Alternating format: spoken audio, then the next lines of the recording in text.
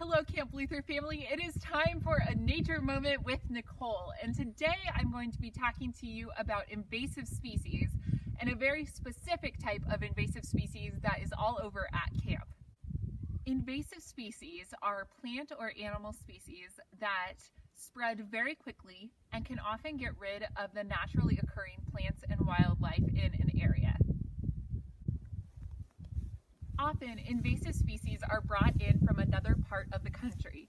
But here, the species that we're talking about today is naturally occurring in Nebraska, but can be a problem when it spreads very quickly.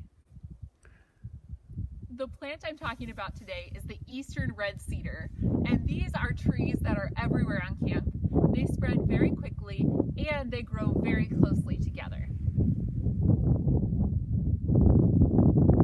Cedars spread so quickly because they produce these blue berries, which birds eat, and then as they fly and the berries pass through their system, they let the berries go in other places where the cedars grow. And that's why we can find them all over camp. We at Camp Luther need to be aware of the spread of the eastern red cedar and make sure that it's not spreading too far. The problem with invasive species is that they grow, again, so densely and so closely together that they crowd out other species that are necessary to the ecosystem. As you can see, these branches don't have any leaves on them, and that's because sunlight isn't allowed to get down to these branches. So that also means that on the ground, there isn't any growth, and it's also difficult for animals that thrive in grasslands to grow in this area.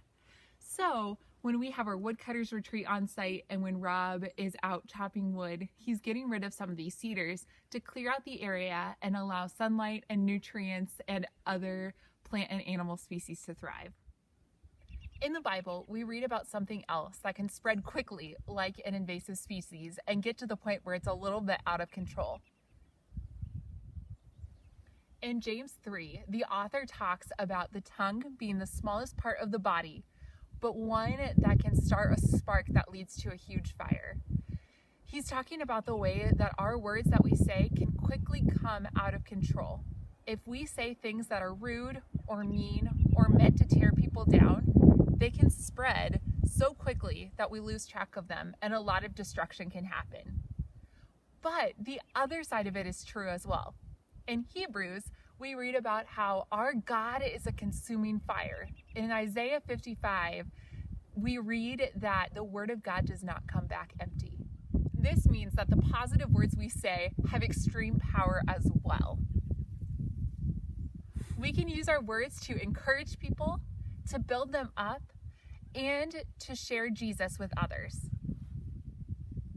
So today and this week, as you're around your family and maybe talking to friends and other family on the phone, consider whether your words are building people up or tearing them down, because your words have great power.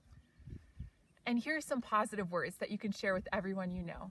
Our God, who created this earth, who created all of the plants and the trees and the animals that we see, loves you. Check out all of our videos at campluther.org/readysetcamp.